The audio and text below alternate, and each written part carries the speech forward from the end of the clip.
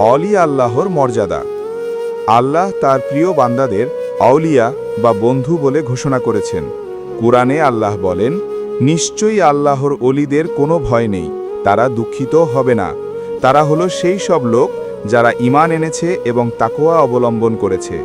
সূরা ইউনুস আয়াত ৬২-৬৩। এই আয়াত দ্বারা প্রমাণিত হল, যারা ঈমান ও তাকওয়ার পথে জীবনযাপন করে তারাই অলি আল্লাহ। তাদের মাধ্যমে আল্লাহ অনেক রহস্যময় বিষয় প্রকাশ করেন, যা কেরামত নামে পরিচিত।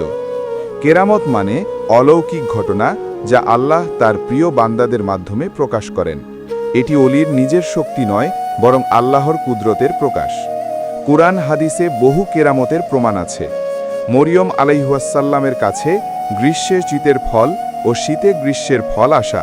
সূরা আলে ইমরান আয়াত ৩৭।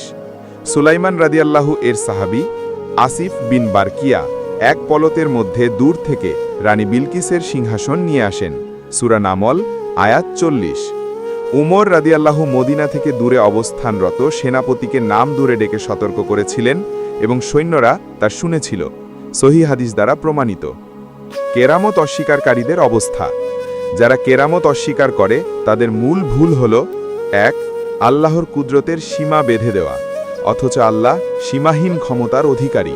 তিনি চাইলে যে কাউকে যে কোনো মুহূর্তে অসাধারণ ক্ষমতা দান করতে পারেন। ২.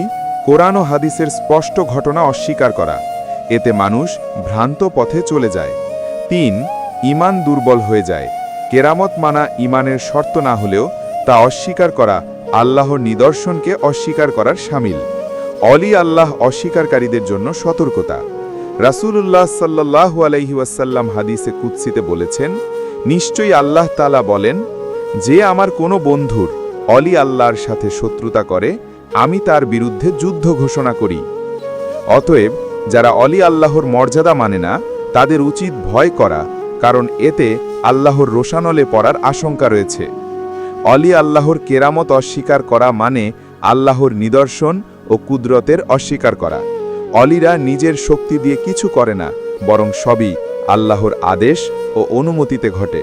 তাই মুসলমানদের উচিত অলি আল্লাহর মর্যাদা স্বীকার করা, তাদের কেরামত মানা এবং তাদের জীবন থেকে শিক্ষা গ্রহণ করা।